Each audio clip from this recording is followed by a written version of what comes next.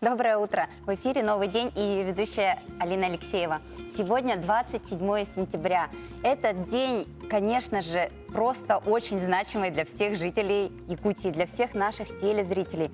Ведь 27 сентября 1990 года вошел в историю Якутии как важнейшее событие, которое определило новое качественное развитие республики как части федеративного демократического государства Российской Федерации. Именно в этот день принят исторический документ «Декларация о государственном суверенитете». Праздничные мероприятия, которые пройдут на территории всей нашей республики, они будут обязательно освещены в наших эфирах. Обязательно следите за анонсами. Пожалуйста, присоединяйтесь к празднованию этого большого дня. Расскажите своим детям о важности сегодняшнего события.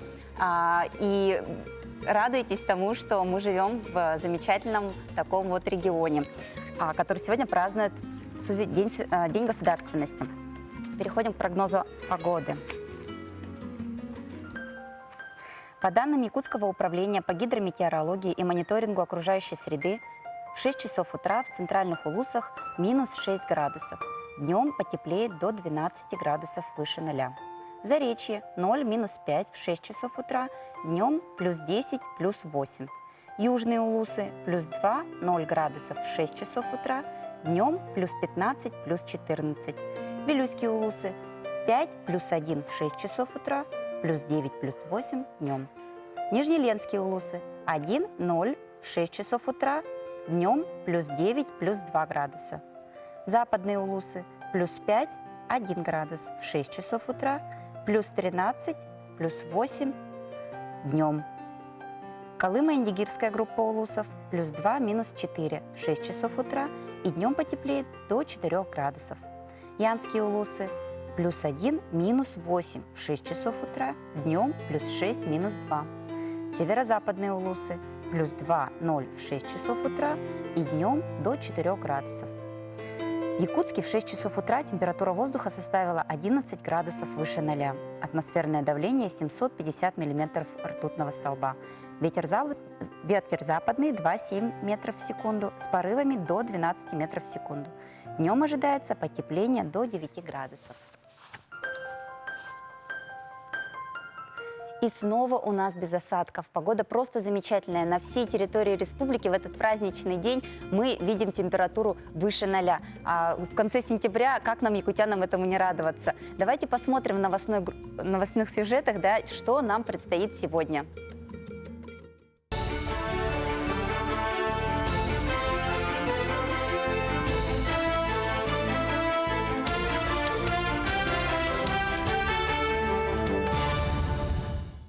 В эфире новости, в студии Кристина Якупова. Здравствуйте. Сегодня крупнейший субъект Российской Федерации и самый крупный административно-территориальный субъект в мире Республика Саха-Якутия отмечает День государственности. Провозглашение Декларации о государственном суверенитете республики произошло в 1990 году. С этого момента 27 сентября считается Днем государственности Республики Саха-Якутия. Ровно год назад республику возглавил Айсен Николаев. В должности руководителя региона сделано немало. На сегодняшний день Якутия – самый крупный, динамично развивающийся регион страны. За этот год определился вектор развития республики по всем направлениям. Решен целый ряд серьезных, актуальных для региона вопросов, ряд которых поддержан на федеральном уровне.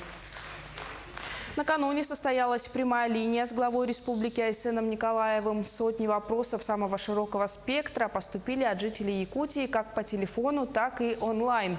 Одним из них стал вопрос по ремонту дорог в селе Бердигистях. Как заявил глава, в горный район направят субсидию в размере 80 миллионов рублей до 2021 года. Известно, что софинансирование из бюджета села Бердигистях составило более 1,5 миллиона рублей. Таким образом, в этом году планируется отремонтировать несколько улиц общей протяженностью в 2 километра. Ремонт предусматривает устройство асфальтобетонного покрытия. Айсен Николаев также подчеркнул, что район готовится к проведению игр Манчара в 2021 году. По этому случаю будут введены новые объекты. Вот по Бердигистяху хочу сказать, что, конечно же, в Бердигистяхе у нас в 2021 году будут игры Манчара, к ним мы готовимся, ряд объектов будут построены, это и стадион, это и специальное здание для стрельбы и интернат к нему. Так мы планируем также строить и школу новую в Бердигестяхе. И, конечно же, при этом мы должны улично-дорожную сеть Бердигестяха привести в нормативное состояние. Вот по этому году у нас 20 миллионов предусмотрено, в следующем году будет 40 миллионов, и в 2021 еще 20 миллионов. Помимо этого, глава Якутии ответил на вопрос о результатах якутских спортсменов на чемпионате мира по вольной борьбе в Казахстане. Он отметил, что необходимо работать для достижения высоких показателей, и для этого республика может привлечь тренеров, консультантов из других регионов. Говоря о перспективах участия спортсменов на Олимпийских играх, глава региона выразил надежду, что Кристина Устинова выступит отлично на чемпионате России и попадет в состав сборной по стрельбе из лука. Также С.Н. Николаев высоко оценил шансы боксера Василия Егорова выиграть путевку на Олимпиаду в Токио. Хочу сказать, что я, как и президент Федерации борьбы республики, так и как рядовой болельщик, да, конечно, мы удручены вот последним выступлением наших борцов на чемпионате мира. 6 борцов у нас выступало. У нас, результат все знаем, результат плачевный. По количеству вроде все нормально, так, а качества, конечно, никакого нет. Здесь надо будет делать очень серьезный разбор полетов, и он обязательно будет. Я считаю, что у нас и в части не только работа там на уровне сборной, да, но у нас, начиная уже с училища Олимпийского резерва, вот именно с этой точки, вот с этой ступени у нас уже есть какие-то системные проблемы, которые последние годы нам мешают вставать на высшие ступени пьедестала и чемпионатов России, Европы, мира, Олимпийских игр. Вот. После Виктора Николаевича Лебедева так у нас реально таких хороших результатов и нет. Уже достаточно давно. И здесь надо работать. Многие предлагают, в том числе мне, и пригласить тренеров-консультантов уже из-за пределов республики. И, может быть, мы на это тоже пойдем, потому что, на самом деле, у нас какой-то вот такой застой, знаете, вот в тренерской работе, он приводит вот именно к тем результатам, о которых сейчас наш уважаемый ветеран говорил. 300 музыкантов и 130 участников сводного хора исполнили на одной сцене гимны России и Якутии.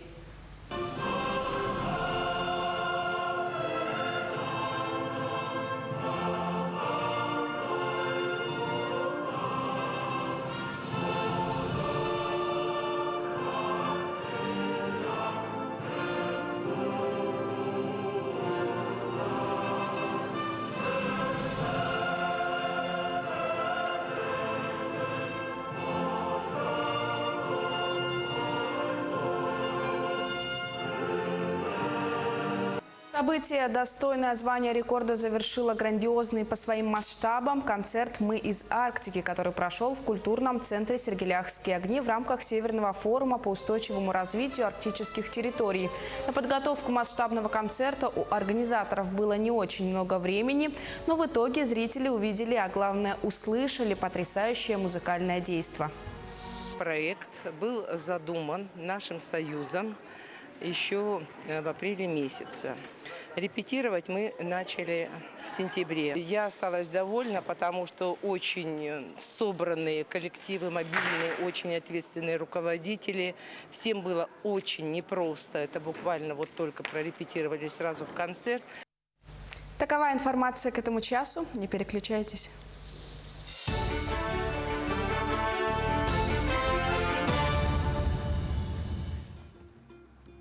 Еще раз доброе утро. И у нас в студии уже гости. Доброе утро. Доброе утро. Давайте знакомиться. Сергей Николаевич Винокуров, глава Вилюйского улуса. Юлия Усик, внучка государственного и политического деятеля Степана Максимовича Аржакова. И Александр, правнук. Да? Очень приятно. Мы с вами сегодня будем говорить о знаменательном событии в рамках Дня государственности республики. Да? Сегодня состоится открытие памятника Степану Максимовичу. Да. Расскажите нам, пожалуйста, о том, как этот памятник появился вообще, как его создавали, кто участвовал. Ясно, спасибо. В первую очередь я хочу поздравить всех телезрителей с Днем государственности, у истоков которого стоял Степан Максимович Аржаков. И действительно, сегодня в 11 часов на территории старого города, прямо на улице его имени Степана Аржакова, вот, состоится открытие сквера и памятника вот, Степану Максимовичу. Это будет в 11 часов. Вот, и, пользуясь моментом, я бы хотел всех пригласить вот, на торжественное открытие вот этого сквера, вот, памятника. Вот. Ну, идея открытия этого памятника, она была, в общем-то, давно. И мы сегодня очень рады, что наконец-то осуществили вот нашу мечту, нашу идею. Вот. Авторами самого сквера является наша землячка, вот, молодой скульптор Рожина Марина Дмитриевна. Ну а автором, создателем самого памятника известнейший наш скульптор, вот, автор многих памятников вот, на территории нашей республики Романов Афанасий Афанасьевич. Вот. И, кстати говоря, он является нашим зятем тоже. Вот. И поэтому вот получилась неплохая, на мой взгляд, команда. И общими усилиями, вот, наконец-то мы построили.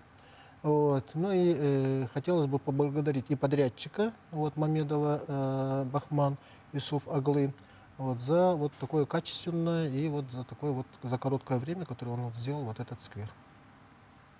Я думаю, слова благодарности сейчас долетели до всех исполнителей, до всех участвующих в этом, да, проекте. Да. А наши телезрители обязательно придут, если не сегодня, в день открытия, то в любом случае старый город, он является такой, ну, символической какой-то территорией, да, в городе, куда все равно дети ходят гулять с родителями. Конечно же, мне бы хотелось поблагодарить и руководство республики в лице Арсения Сергеевича, и руководство нашего города Якутска, Садану Владимировну, да, вот, за поддержку вот этой нашей общей идеи.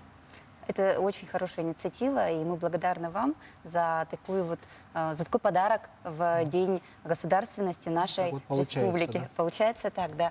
Давайте перейдем к нашим следующим гостям. И вот, Юлия, я хотела у вас спросить, да,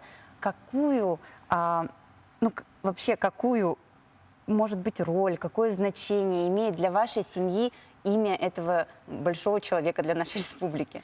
Да, имя Степана Максимовича всегда чтилось в нашей семье. Мы всегда гордились его достижениями, его вкладом в развитие родной республики. Также в семье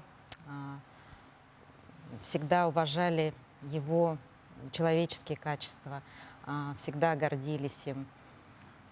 Также отношения в семье многие, да, передались, вот и дальше из поколения в поколение в семью передаются. Несмотря на свою занятость, по рассказам моего отца, Галея Степановича, он всегда находил время, чтобы побыть со своими детьми, чтобы уделить им время. Вот у него было 3 детей, то есть это 2 сестры, Клара Степановна, Аида Степановна и мой отец Галея Степанович, младший брат. Ну, его супруга, вот, Варвара Ивановна, тоже пронесла через всю жизнь любовь, уважение, которое привила своим детям, воспитала их достойными имени своего отца. И в семье всегда царит взаимовыручка, какое-то понимание, уважение, помощь друг другу, поддержка всегда. То есть мы можем всегда друг к другу обратиться с поддержкой. И даже несмотря на расстояние, кто-то живет в Москве, кто-то в Угличе, все равно оказывают поддержку, интересуются успехами Саши, там, заботятся о здоровье вот, отца. То есть когда вот он недавно болел, то есть Сергей, сын, прилетел с внуком Романом, тоже, ну, как-то вот это в порядке вещей. Я думаю, это где-то передалось тоже от Степана Максимовича. Ну, это такие Да. теплые, крепкие семейные отношения. Да, именно вот отношения в семье, отношения к детям, уважение. Вот это, в общем-то, в семье передается из Но поколения у нас в в гостях поколение. еще есть внук, да? Правнук Александр. Вот, Александр, я знаю, что вы известный пианист. Скажите, вот, возможно, и на вашу жизнь повлиял, вот, на ваши жизненные ориентиры, может быть, да, повлияло такое родство? Да? Да, ну, в моей жизни есть 2 замечательных человека, выдающихся, которые оказали большое влияние на мое формирование. Это мой замечательный педагог, профессор Новосибирской государственной консерватории имени Глинки, заслуженный деятель искусства России Мария Симховна Лебензон, сама выпускница Московской консерватории, заканчивала у Александра Борисовича Гальденвезера. Это выдающийся основатель, один из основателей русской фортепианной школы. Вот. И второй человек — это мой дорогой дед Галилей Степанович Аржаков, с которым я имею счастье, в общем, с рождения общаться. И он человек абсолютно незаурядного ума, широкого интеллекта и, в общем, выдающийся. И всегда поддерживает меня, наставляет меня, интересуется моими успехами. Конечно, его качество, жизнелюбие, доброта, воля, упорство, конечно, они передались от его великого отца, великого сына Вилюйской земли, Степана Максимовича Аржакова. Вот эти люди вдохновляют меня, они меня... Можно, да? Да, пожалуйста. Это книга, Да, посвященная книга, посвященная Степану Степану Максимовичу, да? Я думаю, для наших телезрителей тоже... Можно нам, да, показать книгу? Для наших телезрителей тоже может быть интересным. И в день посещения памятника, и просто для общего развития, да, для знания истории своей родной республики с этой книгой познакомиться. Я думаю, она есть у нас и в Национальной библиотеке, да? Мы благодарим вам за то, что вы пришли к нам в этот праздничный день, рассказали нам о таком замечательном событии. Я думаю, в 11 часов сегодня в Старом городе будет действительно хорошее событие. Благодарим вас, а мы продолжаем наш эфир. И далее наш сюжет о том, что же произошло 27 сентября 1990 года в сюжете у Максима Гоголева. Именно в этот день был принят исторический документ «Декларация о государственном суверенитете». В нынешнем празднике тесно сплелись воедино богатое наследие многовековой истории Якутии и устремленность в будущее, когда государственность Якутии в составе Российской Федерации поступательно развивается, наглядно демонстрируя современную формулу российской федеративной государственности «Сильные регионы, сильная Россия». Идея о суверенитете Якутии родилась в апреле 90-го года, когда в речи Михаила Ефимовича Николаева на сессии Верховного Совета 12-го созыва впервые было сказано о новом курсе развития государственности в республике. Началась работа над текстом декларации. Было предложено несколько вариантов, которые всесторонне обсуждались на заседаниях Президиума. Дискуссии были очень острыми. Лишь благодаря настойчивости и умению председателя Верховного Совета Михаила Ефимовича Николаева было найдено разумное решение узнать мнение людей, кто и как видит этот документ. В итоге, 18 июля 1991 года проект декларации был опубликован в республиканских газетах и вынесен на всенародное обсуждение. В целом была проведена огромная работа не только над текстом, но и согласительными процедурами с высшим руководством и органами государственной власти РСФСР и СССР. Была проведена большая работа по созданию новой экономики, основанной на рыночных реалиях. Так, 25 ноября 1992 года в Москве было подписано соглашение по разграничению собственности, находящейся на территории республики. Таким образом, экономическая самостоятельность Якутии была закреплена юридически. Одним из главных достижений стало человеческое измерение суверенитета, обретение новых духовных ценностей, восхождение национального самосознания, формирование общности многофункционального народа Якутии. Читал Максим Гоголев.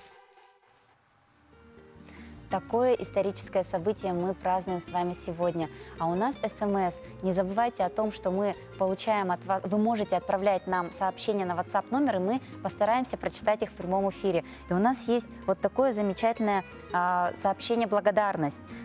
Благодарность медперсоналу Республиканской больницы номер 2, травматолога ортопедического отделения. Большое человеческое спасибо хочу сказать коллективу травматолога ортопедического отделения Республиканской больницы номер 2 во главе с Комиссаровым Анатолием Николаевичем, всем врачам, медсестрам, санитаркам за теплые отношения, за заботу к пациентам. Особая благодарность Виталию Геннадьевичу Пальшину, Петру Валентиновичу Маркову, работникам операционного блока, дежурным медсестрам Алевтине, Кюнней и всем девчонкам.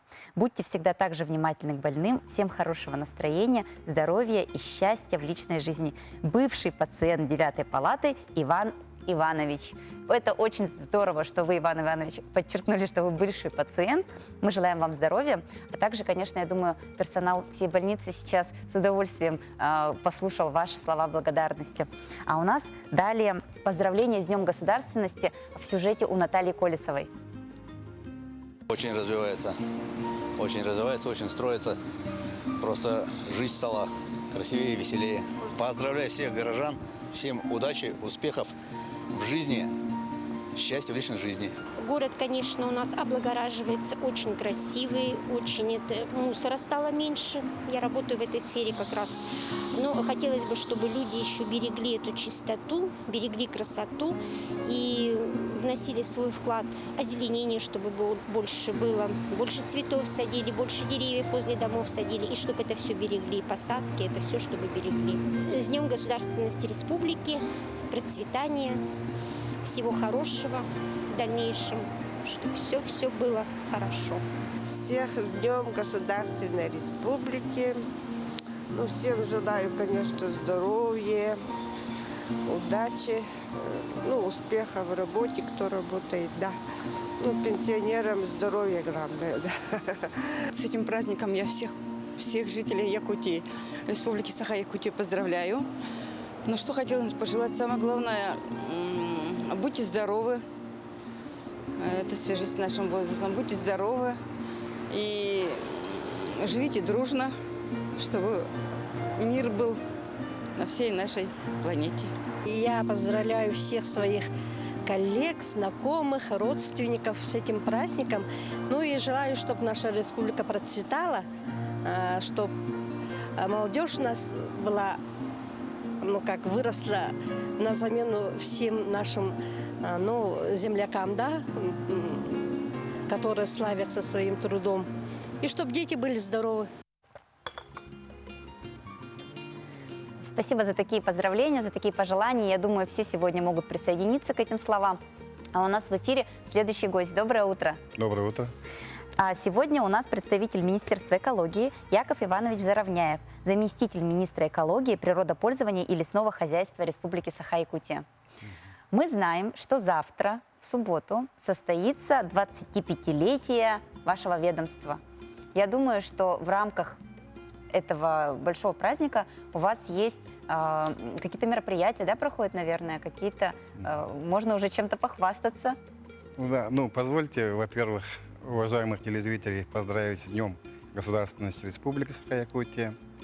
Да, действительно, наше министерство экологии и природопользования лесного хозяйства, завтра отмечаем 25-летие Министерства охраны природы. Наверное, у некоторых возникнут вопросы, почему Министерство охраны природы. Да? Ведомство, оно в целом, начиная с 1988 года, было много структур. Якутрвод, Ленское бассейновое управление водного хозяйства, охотуправление. И в 1988 году объединили их всех под Госкомитет природопользования. Где руководил у нас Лукин Михаил Егорович. Затем, это было, видимо, веление времени. Ставились новые задачи. Потом в 1992 году все под одно министерство природопользования, где у нас был министром Чемизов. Далее, указом первого президента Михаила Ефимовича было образовано в 1994 году Министерство охраны природы, где был назначен министром Василий Алексеевич Гаврилиев. Это ученый с большое имени. И как же охрана окружающей среды, природа без науки.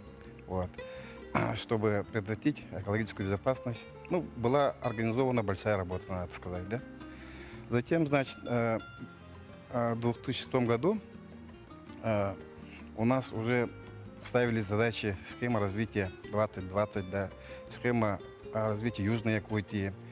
И, соответственно, перед Министерством охраны природы тоже ставились задачи, где был назначен министром опытный руководитель Григорий Владимирович Афанасьевич. И получается, с 1994 года мы считаем до 28 сентября. То есть завтра нам исполнится 25 лет. Затем, в 2006 году был назначен ныне работающий у нас министр Сахамин Миланович Афанасьев. А как вы знаете, сегодня в республике все крупные недропользователи.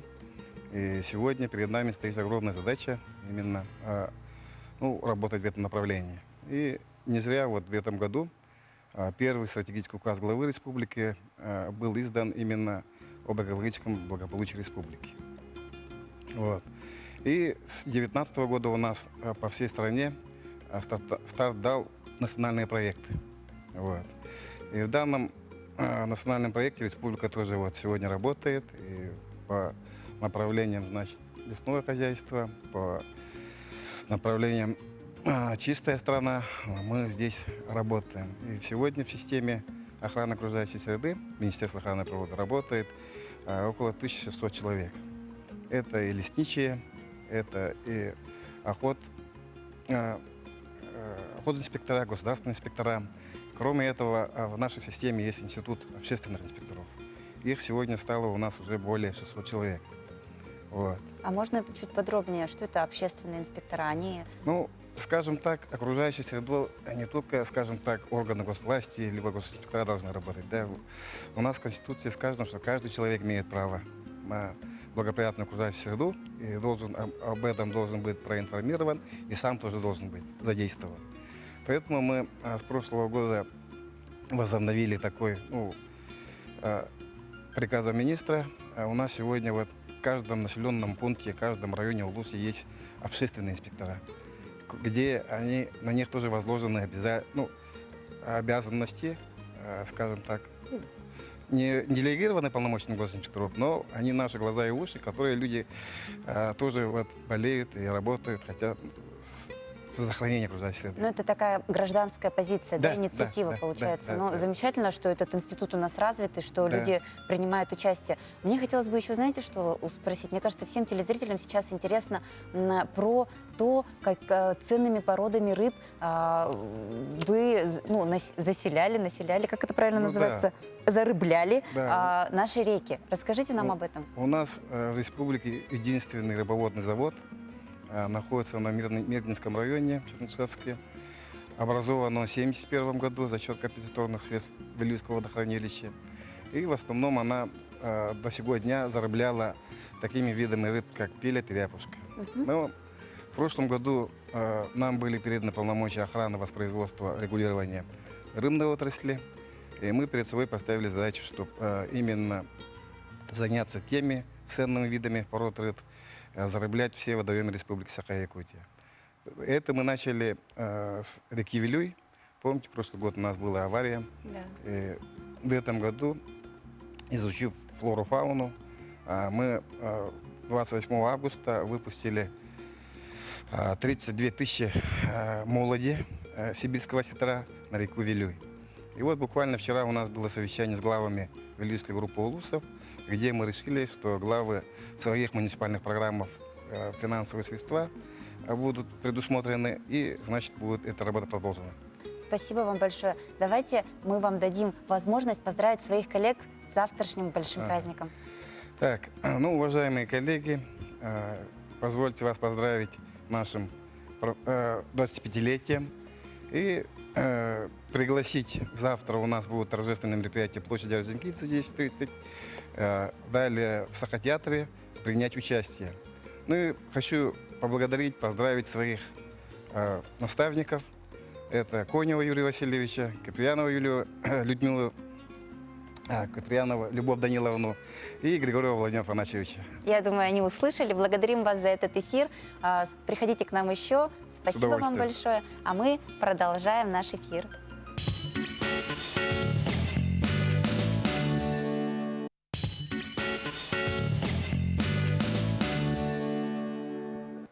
Доброе утро всем тем, кто присоединился к нам, и благодарим всех тех, кто еще с нами. Я думаю, сейчас самое время для завтрака. Вы уютно устроились за чашечкой чая, может быть, кто-то предпочитает кофе. А я хочу напомнить вам, что сегодня 27 сентября, пятница, и этот день, конечно, для всех жителей республики очень значимый, ведь в 1990 году произошло важное событие в истории Якутии, которое определило новое качество развития нашей республики как части федеративного демократического государства Российской Федерации. Сегодня наши сюжеты посвящены этому дню.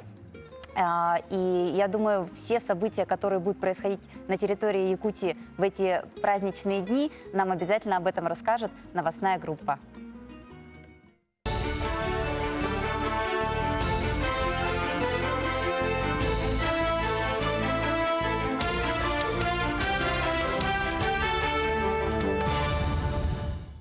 В эфире новости, в студии Кристина Якупова. Здравствуйте. Сегодня крупнейший субъект Российской Федерации, самый крупный административно-территориальный субъект в мире Республика Саха-Якутия отмечает День государственности. Провозглашение декларации о государственном суверенитете республики произошло в 1990 году. С этого момента 27 сентября считается Днем государственности Республики Саха-Якутия. Ровно год назад республику возглавил Айсен Николаев. В должности руководителя региона сделано немало. На сегодняшний день Якутия – самый крупный, динамично развивающийся регион страны. За этот год определился вектор развития республики по всем направлениям. Решен целый ряд серьезных, актуальных для региона вопросов, ряд которых поддержан на федеральном уровне.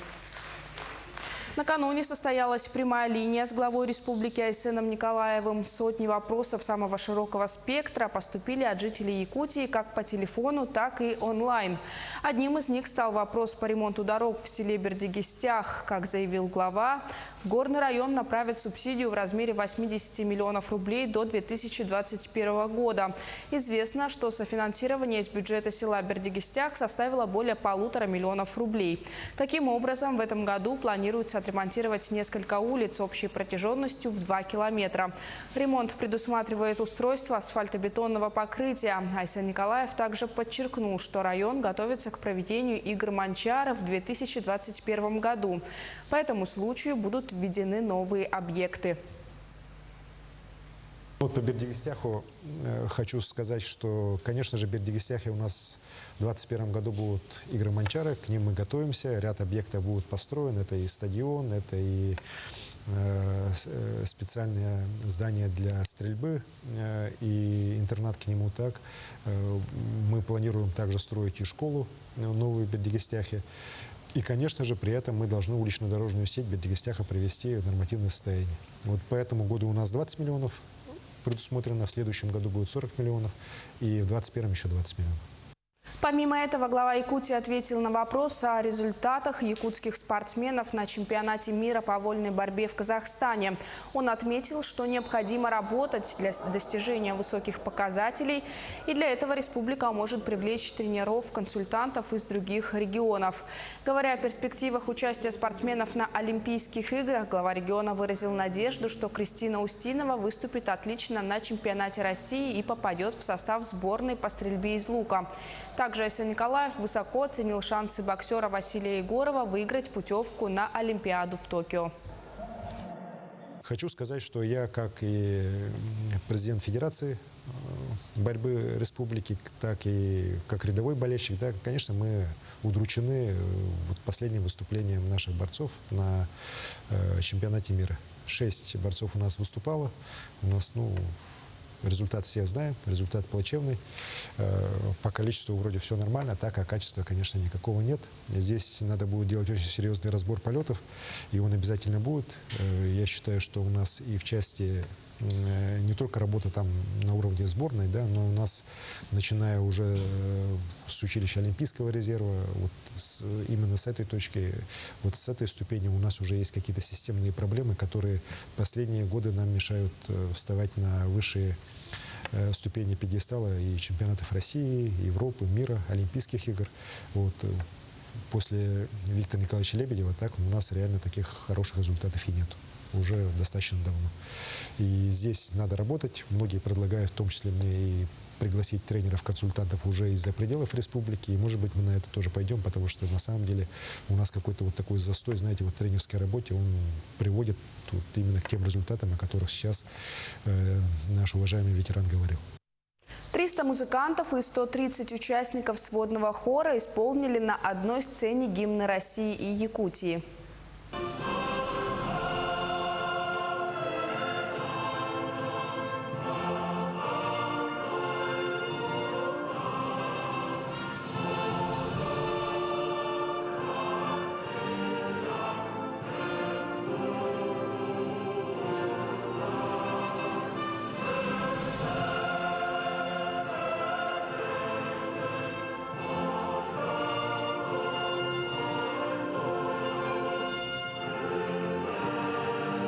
Событие, достойное звания рекорда, завершило грандиозный по своим масштабам концерт «Мы из Арктики», который прошел в культурном центре «Сергеляхские огни» в рамках Северного форума по устойчивому развитию арктических территорий.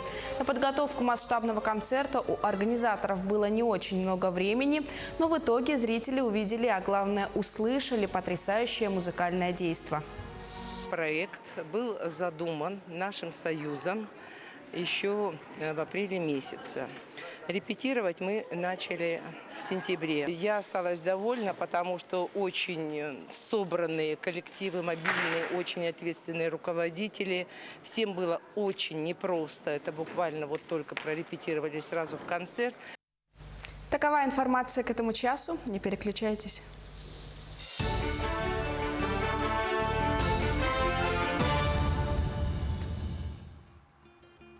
Спасибо за новости нашим коллегам. А у нас в студии гость. Доброе утро.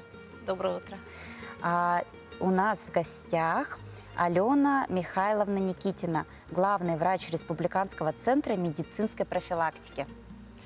Ну, прежде всего, мне хотелось бы поздравить жителей республики с Днем государственности республики и пожелать нам дальнейшего развития нам и всей республике в целом. Но я думаю, тут многое зависит и от состояния здоровья, да, поэтому вы у нас не случайный гость. Мне хотелось бы, знаете, у вас, как у кардиолога, в первую очередь спросить, какое место вот болезнь сердца занимает в общей, ну, статистике, может быть, да, в общих вот болезнях? Якутяне часто подвержены таким заболеваниям? Ну, мне хотелось бы немножко поправить вас. Я главный внештатный профилактолог Министерства здравоохранения республики. Да. Спасибо, конечно, за доверие. Значит, я хочу сказать, что 29 сентября мы отмечаем Всемирный день сердца. Этот день был, так скажем, не случайно учрежден по инициативе Всемирной ассоциации кардиологов 20 лет назад. То есть мы уже 20 лет отмечаем этот день.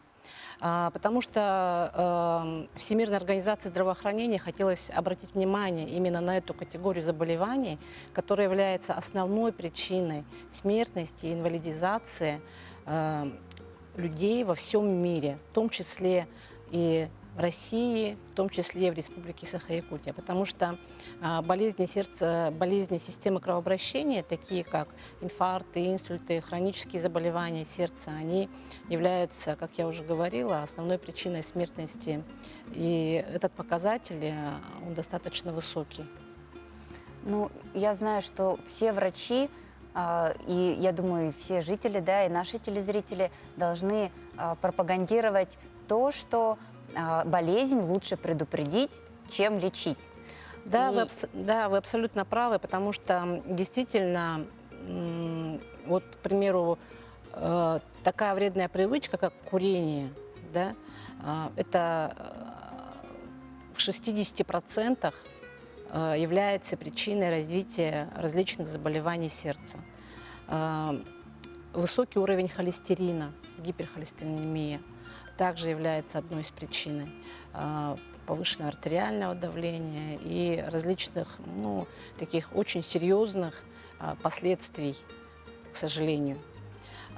Конечно, мы должны сейчас говорить о том, что нужно, так скажем, работать каждому человеку над собой, над своим здоровьем, быть ответственным за свое здоровье, потому что действительно все-таки здоровье как здоровье в целом, да, как в показателе таком, да, состояния человека, зависит только в 50% это образ жизни.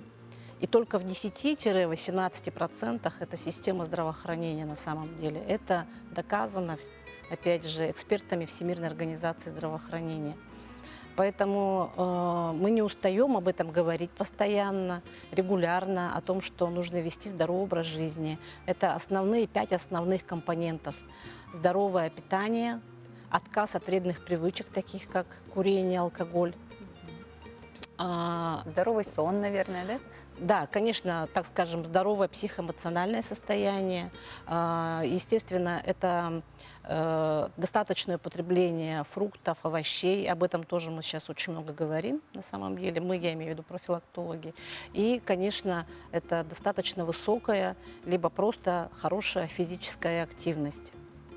Без этих компонентов, к сожалению, никуда. И это на самом деле зависит только лично от каждого человека самого. Вот эти вот все ваши перечисленные рекомендации, они ведь стары как мир, да? То есть вы ничего нового. Хорошо спать, правильно кушать, в меру заниматься спортом, отказаться от вредных привычек. И факторы риска, они резко уже снижаются, да? Да, это действительно так. Это действительно доказано, что в 80% ведения, так скажем, здорового жизни, образа жизни, или в последнее время есть такой термин приверженности к здоровому образу жизни, да, это действительно снижает риск развития сердечно-сосудистых заболеваний. Ну и всех болезней, наверное, да, как система? Ну, да, в целом, да, потому что действительно это старо как мир. Я каждый раз всегда говорю, что я, в принципе, всегда говорю банальности, но, тем не менее, это очень важные банальности. И, конечно, мы каждый раз не устаем об этом говорить. Ну, знаете, у нас многим людям вообще, да, населению, нужен какой-то повод. И мне кажется, для того, чтобы вот начать спать, начать есть, отказаться от вредных привычек. И, наверное, 29 сентября, День сердца, может стать для наших телезрителей отправной точкой для того, чтобы вот начать вести такой здоровый образ жизни. Мы благодарим вас за эфир, благодарим вас за ваши советы, за вашу работу и поздравляем вас с наступающим праздником, вас и ваших коллег. А у нас далее рубрика «Рекламный блок».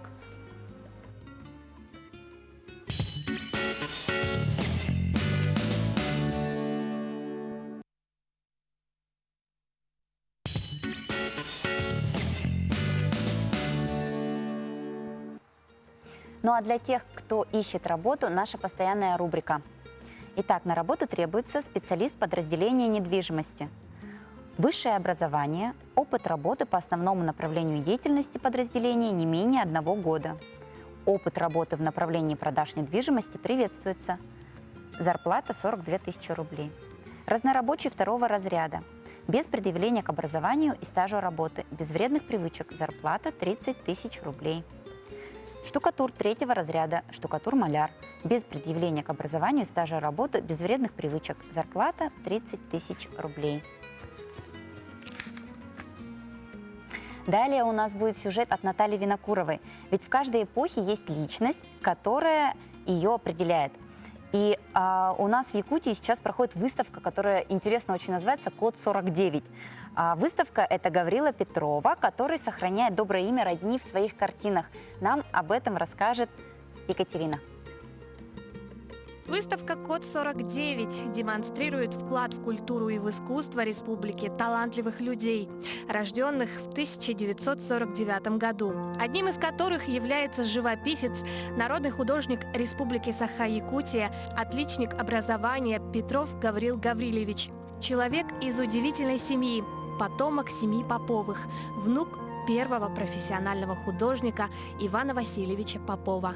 Вот когда мы говорим, откуда это, из детства, да, вот это и любовь, и тяга к рисованию, и тяга к искусству, и уважение к традициям, и их сохранение, и какая-то такая достойная скромность. Это все оттуда. И здесь представлены на выставке его и пейзажи, и удивительно светлые портреты. Очень много написано портретов его родных, любимых, близких людей.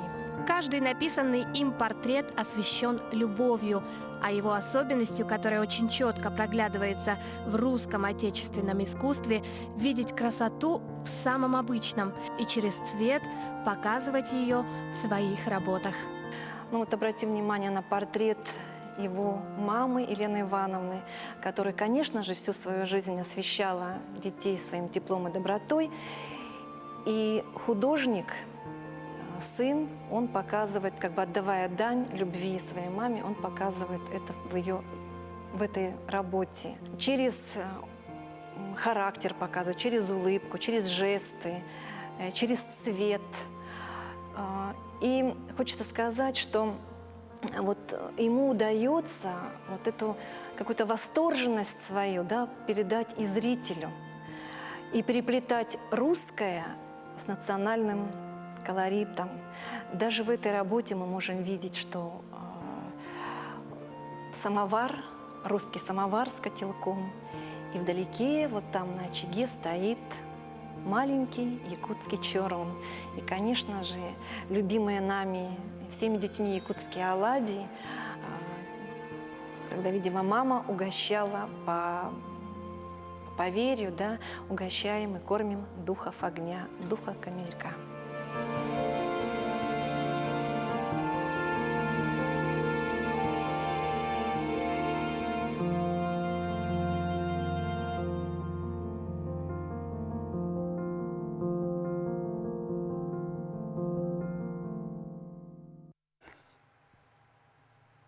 Спасибо за такой замечательный сюжет. Мне кажется, наши телезрители обязательно должны посетить эту выставку. Тем более, что далее у нас сюжет от Марии Павловой. Она провела опрос среди населения.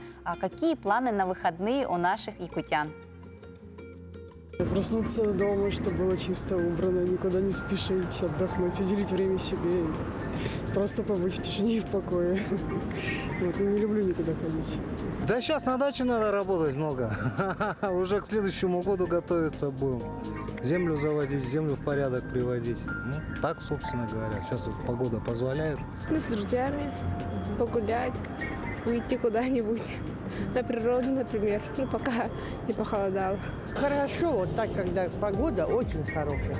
Гуляй, ходишь, вот если из дома выйдешь, приятно все-таки. И народу много, а дома что в одиночестве-то? Ну, с родными, наверное. Погулять, не знаю даже. Дома посидеть, наверное, отдохнуть. Ну, это зависит от погоды. Если, конечно, будет такая же погода, то только где-то на улице гулять.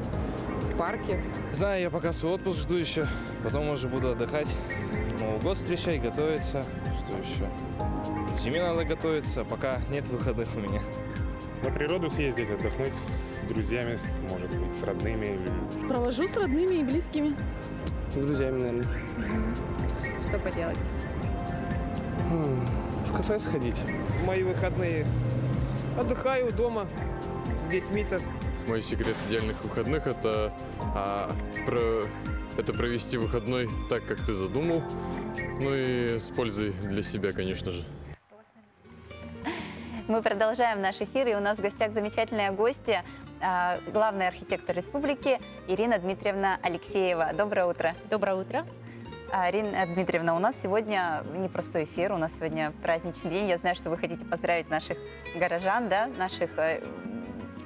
как правильно сказать, ну, наше население, да, нашу республику. Конечно же, хочу поздравить жителей республики, столицы нашей республики, нашей Якутии любимой, города Якутска, с наступающим Днем Республики. И мне кажется, тема нашего сегодняшнего разговора как раз посвящена тому, какова же должна быть главная площадь нашей республики. Да, действительно. Я знаю, что позавчера состоялось итоговое заседание жюри конкурса на концепцию развития площади Ленина. Сейчас уже все соцсети пестрят просто вот этой картинкой, да. Честно сказать, я была немножко поражена. Я впервые увидела у Ани Кириллиной в Инстаграме, как это выглядит. Ну, меня прямо захватило. И сразу подумала, когда нас это ждет? Реализация площади планируется к 2022 году, к столетию нашей республики. То есть это серьезная дата, к которой мы сегодня, конечно же, готовимся. И в том числе сердце нашей республики, площадь Ленина, как раз должна быть все-таки приведена в тот торжественно-парадный вид, который соответствует столице нашей республики. А вообще, вот этот конкурс, он долго проходил, да? Я правильно понимаю? Но он не то чтобы долго. В этом году у нас вообще было 3 крупных конкурса, и в том числе вот по площади Ленина где-то полугодовая работа, потому что на самом деле в работу этих конкурсов привлечены не только местные архитекторы. Мы сейчас делаем акцент на том, чтобы учиться у ведущих российских архитекторов, международных архитекторов. И по всем условиям, во всех 3 конкурсах главное условие было создание консорциумов. То есть мы даем возможность поработать и нашим архитекторам, нашим молодым архитекторам поучиться у коллег. Ну и, конечно же, увидеть новый взгляд со стороны, поучиться у наших уже ведущих мировых российских архитекторов. Ну, мне кажется, это сейчас такая мировая практика, да, коллаборации, обучение у лучших, привлечение новых каких-то, новой крови, да, нового взгляда, потому что мы вот на себя изнутри смотрим, ну и как-то, может быть, традиционно только мыслим, да, и так далее. Традиция — это очень хорошо, когда есть у них какое-то развитие, да, и я вот лично от себя хочу вас поблагодарить за то, что вы на страже, да, что у нас республика становится краше. Я знаю, что в этом году большая работа была проведена по фестивалю «Лето». Да? Большая работа была проведена по, как правильно называется, вот по всей республике были разные объекты, арт-объекты, да, в том числе наши ребята, наши архитекторы работали, наши художники работали. Давайте нашим телезрителям про это расскажем. Ну, действительно, вообще цель таких фестивалей, вот, которые в этом году мы провели, фестиваль современной культуры, вовлечение жителей во все сферы развития городской среды. И очень важно понимать, что не нужно сидеть и ждать денег, или кто-то придет, там, даст, не знаю, там, сделает кто-то что-то за тебя, а можно начинать с малых дел, и как раз вовлечение мы начинаем с того, что вовлекаем наше креативное сообщество художников, архитекторов, дизайнеров.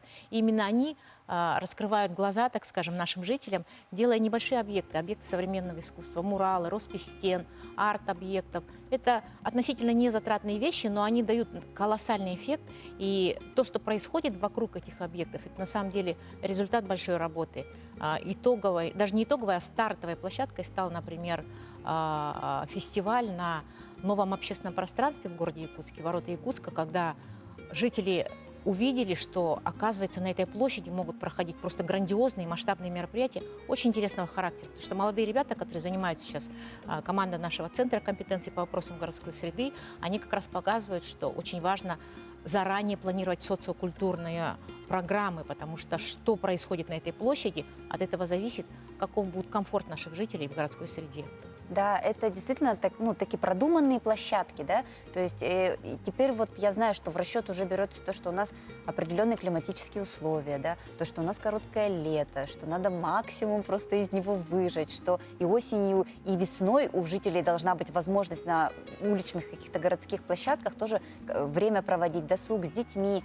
Я знаю, что в этом году была большая работа для ребят, которые активным спортом занимаются, да, там ролики, вот скейтборды, велосипедисты. То есть задача охватить все городские сообщества и дать возможность и выразиться, и провести хорошо время. То есть в хорошей, качественной среде у людей улучшается настроение, повышается желание, уже не хочется никуда уезжать, и у людей появляется понимание, что и у нас в Якутске, в Якутии, в наших городах и селах может быть такая же среда, достойная нас, и не нужно никуда уезжать, чтобы искать что-то лучшее. Да, это действительно так. Вот насколько, мне кажется, каждый сейчас телезритель, да, вот вы сказали муралы, ну, может быть, не все знают, как это правильно называется. Муралы — это роспись домов, правильно, да? Это картины, которые вот очень большого размера, которые мы все можем видеть. Не обязательно теперь ходить в музей, не обязательно теперь ходить в библиотеку, чтобы смотреть каталоги, да? Сегодня мы можем приобщиться к искусству и посредством того, что просто пройтись по улице. Приятно пройтись по улице. Люди друг другу отправляют эти фотографии, что появилась новая какая-то картинка, да? Что появился какой-то необычный объект. А кто автор, сразу становится интересно. Самое главное, что это не то, чтобы не надо ходить в музей, а наоборот появляется посыл сходить в музей. Да. Больше узнать о художнике, больше узнать об искусстве. И люди современного искусства приходят к нашим традициям, к истории, к настоящей ценной, очень глубокой культуре. И это очень важный шаг для того, чтобы нашу молодежь привлечь вот в сферу искусства, серьезного искусства. И это маленькие шаги, которые позволяют действительно вот реализовывать такие серьезные задачи. Я думаю, что это шаги не маленькие, шаги нам, горожанам, очень заметны. И я вас очень благодарю за то, что вы ведете за собой вот и архитекторов, и градостроителей, и показываете, что наш город действительно может быть красивым, ярким, интересным. Ведь мы же не только для себя стараемся, мы стараемся и для гостей республики, Конечно, которые, я думаю, обязательно вот это видят, ценят. Еще раз спасибо вам большое. Приходите к нам еще, рассказывайте о достижениях. Мы ждем с нетерпением теперь 22-й год, чтобы увидеть эту прекрасную площадь Ленина. Желаю вам сегодня хорошего дня. Спасибо. И мы заканчиваем наш эфир, передаем слово якутскому блоку. Желаем вам всего хорошего. В этот день обязательно пройдитесь по площади. Не забывайте про 11 часов в Старом городе открытие памятника Аржакову.